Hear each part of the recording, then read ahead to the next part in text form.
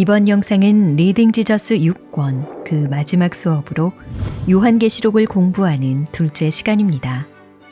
이번 수업 시간에는 처음과 마지막이 되시는 예수 그리스도의 승리를 살펴보면서 어떻게 교회가 그분을 증거하는 중에 인내하며 이 시대의 미혹에 흔들리지 않고 깨어 있을 것인지 함께 생각해 보겠습니다.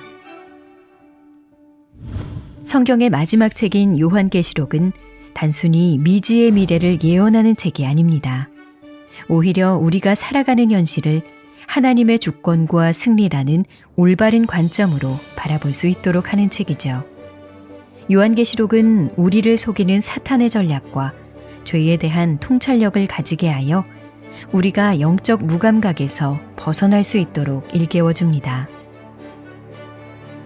요한계시록은 또한 교회에 관한 책으로 특정한 시대의 교회만을 위한 것이 아니라 모든 시대의 교회를 향해 기록된 하나님의 말씀입니다.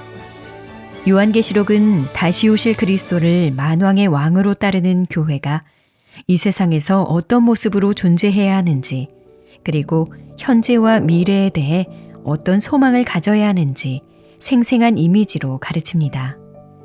이번 시간에는 요한계시록의 주요 주제와 본문들을 살펴보며 하나님께서 교회에게 주신 경고와 소망의 말씀을 알아보겠습니다.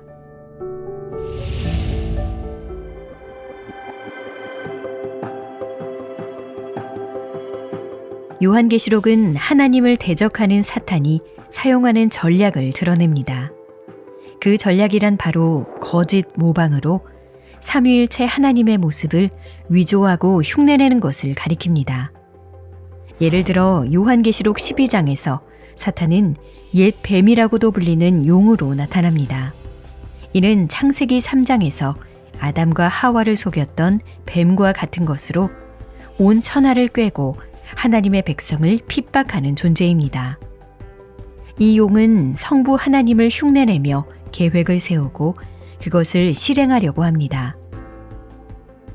13장에서는 이 용과 꽃 같은 모습을 한 짐승이 바다에서 나옵니다.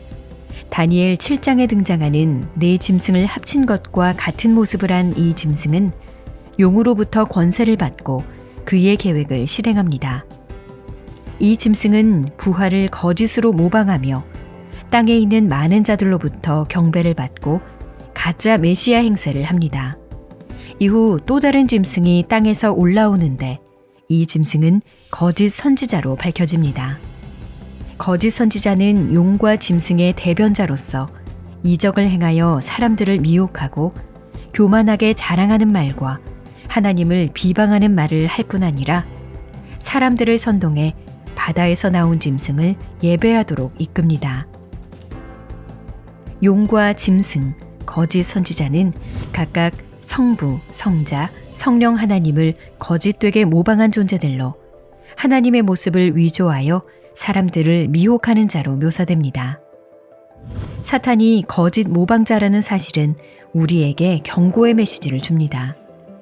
예수 그리스도가 아닌 다른 것들을 예배하도록 하고 우리를 속여 하나님을 비방케 하는 존재들이 이 세상에 무수히 많다는 것을 깨닫게 하지요. 또한 사탄이 거짓 모방자라는 사실은 영적 전쟁의 현실 한가운데에 있는 우리에게 큰 위로의 메시지가 됩니다. 영적 전투 속에서 강력하게 다가오는 우리의 대적이 두렵고 놀라운 능력을 가진 것처럼 보이지만 그는 결국 하나님을 흉내내는 존재에 지나지 않기 때문입니다. 요한계시록은 거짓 모방자의 최후를 보여주며 우리의 최종적 승리가 이미 확정되었음을 보여줍니다.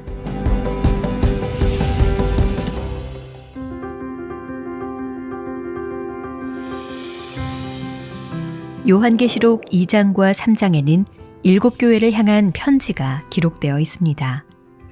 에베소, 서머나, 버가모, 두아디라, 사대, 빌라델비아, 라오디게아.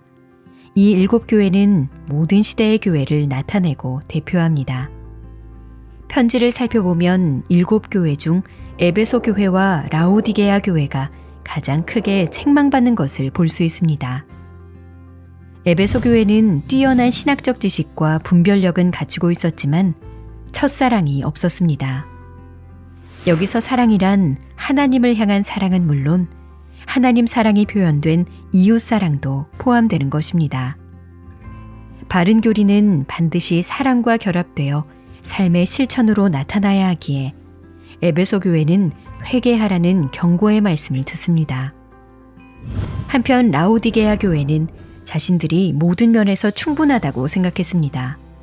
그러나 그들의 게으른 신앙은 미지근한 물과 같이 뱉어낼 수밖에 없는 무가치한 것이라고 책망받습니다.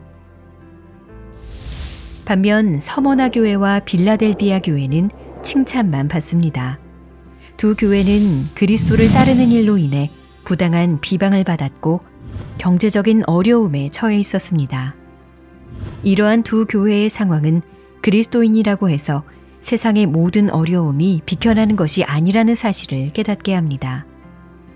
그러나 성도들은 이 어려움을 감당하고 승리할 수 있습니다. 그리스도께서 그들이 믿음과 신실함으로 끝까지 인내하여 생명의 면류관을 얻을 수 있도록 보호해 주시기 때문이죠. 버가모, 두아디라, 사대 교회는 책망과 칭찬을 함께 받습니다. 버가모 교회에는 믿음을 부인하지 않고 순교를 당한 이들이 있는 반면 음행에 탐닉하면서 신앙을 유지할 수 있다고 타협하는 이들도 있었습니다. 두아디라 교회는 에베소 교회와 달리 사랑이 충만했지만 이 교도의 우상숭배 문화와 거짓 가르침을 비롯해 교회를 어지럽히는 일을 용인하는 잘못을 범했습니다. 사대 교회는 살아있다는 평판과 다르게 실상은 죽은 교회라고 책망받으며 회개하여 다시 깨어나야 한다는 말씀을 듣습니다. 일곱 교회를 향한 말씀은 우리에게 이 시대의 위험을 경고하는 동시에 그리스도의 왕권과 권능을 상기시켜 줍니다. 그리고 예수 그리스도께서 교회와 성도의 삶에 지대한 관심이 있으시고 교회에는 늘 그분이 계신다는 사실을 깨닫게 합니다.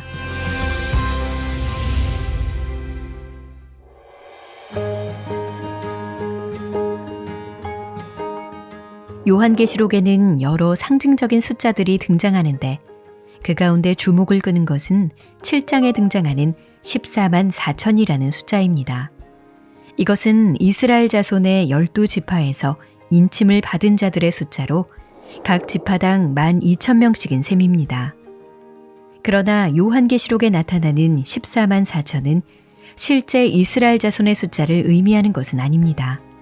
이것은 상징적인 의미를 지닌 숫자로 모든 나라에 속한 하나님의 백성들, 즉 새 이스라엘로 지칭되는 교회의 모든 성도들을 가리킵니다. 각 나라와 족속과 백성과 방언에서 아무도 능히 셀 수 없는 큰 무리가 나와 12는 완전함을 뜻하는 상징적인 숫자이며 따라서 14만 4천은 하나님 백성의 충만한 모습을 보여줍니다. 이들은 사탄의 미혹과 위협에 타협하거나 굴복하지 않은 성도들로서 자신들을 끝까지 지키시고 순결케 하신 하나님과 어린 양 앞에 서서 큰 소리로 승리를 노래합니다. 구원하심이 보좌에 앉으신 우리 하나님과 어린 양에게 있도다. 완전하고 충만한 수의 성도들이 장차 구원의 새 노래로 어린 양 그리스도를 경배하게 될 것입니다.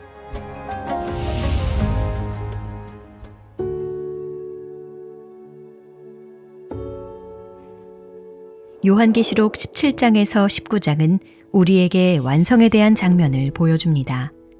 먼저 17장에 등장하는 바벨론은 불경건한 세상 나라로 성도들을 예배에서 멀어지게 하는 권세와 쾌락을 상징합니다. 음료로 묘사되는 바벨론은 그 짐승과 공모하여 성도들을 미혹하고 공포를 불러일으켜 성도들을 위협하고 무너뜨리려 합니다. 그는 매우 화려하고 사치스러우며 그를 따르는 자에게 영화로운 능력과 권세를 약속하는 것처럼 보입니다. 그러나 본문은 바벨론과 그 추종자들이 맞게 될 최후를 밝힙니다. 그들이 어린 양과 더불어 싸우려니와 어린 양은 만주의 주시요 만왕의 왕이심으로 그들을 이기실 터이요 또 그와 함께 있는 자들 곧 부르심을 받고 택하심을 받은 진실한 자들도 이기리로다. 바벨론은 그 행위대로 하나님의 심판을 받고 매우 빠르게 종말을 맞이하게 됩니다. 이러한 바벨론의 멸망은 19장에 등장하는 어린 양의 혼인잔치와 대조를 이룹니다. 바벨론과 그를 따르는 자들은 멸망했지만 순결함을 지킨 성도들은 어린 양의 혼인잔치에 초대됩니다. 진정한 기쁨과 만족이 넘치는 잔치에서 성도들은 초청받은 손님이자 어린 양의 신부로 승리의 풍성함을 누리게 됩니다.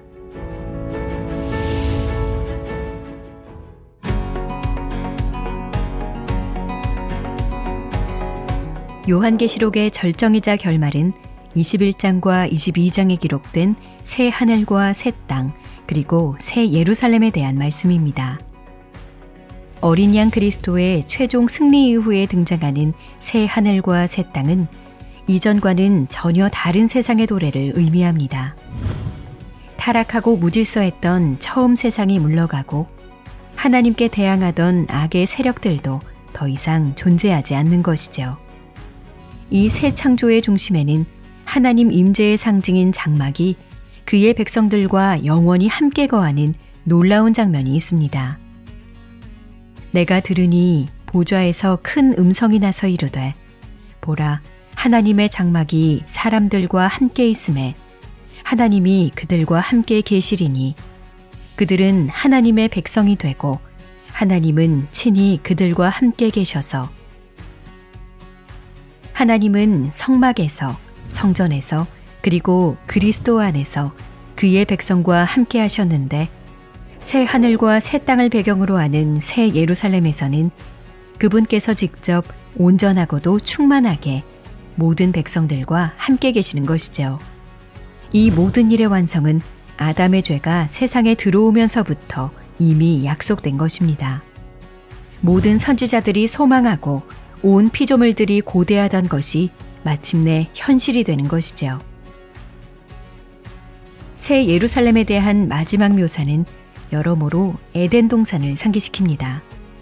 하나님과 그 백성 사이의 친밀함과 풍성한 복, 아름다운 보석들, 생명을 주는 풍부한 물, 생명나무와 각종 나무의 실과 등 여러 묘사가 에덴 동산을 떠올리게 하죠. 그러나 역사의 완성은 그 시작보다 훨씬 더 웅장하고 아름다우며 완전합니다. 이렇듯 장엄하고 경이로운 새 창조의 날을 본 사도 요한은 요한계시록을 읽는 독자들로 하여금 이 날이 곧 오게 될 것임을 확신하게 합니다. 또 그가 내게 말하기를 이 말은 신실하고 참된지라. 그리고 처음과 나중 되시는 주께서 속히 다시 오셔서 충성과 인내로 당신을 기다린 자들에게 상을 주실 것이라는 말씀으로 교회를 격려합니다. 보라, 내가 속히 오리니 내가 줄 상이 내게 있어 각 사람에게 그가 행한 대로 갚아주리라. 나는 알파와 오메가요, 처음과 마지막이요, 시작과 마침이라.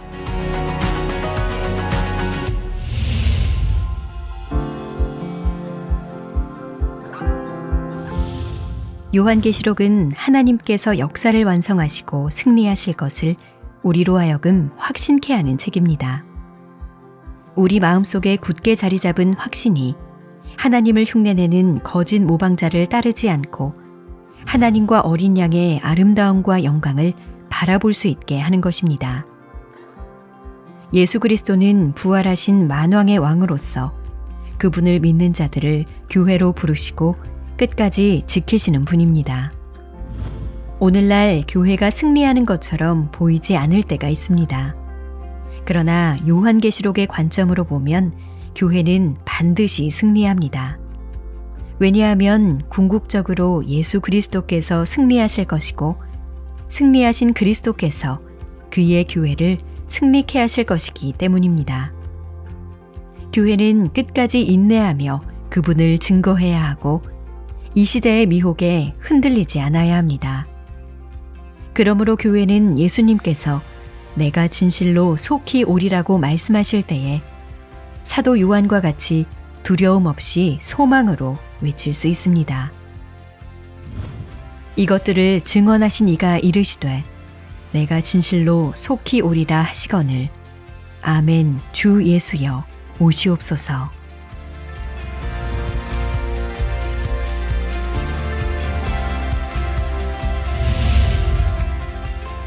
리딩 지저스 시리즈를 통해 매주 예배하는 마음으로 예수님을 알아가고 복음의 영광을 깨닫는 기쁨을 누리셨으면 좋겠습니다.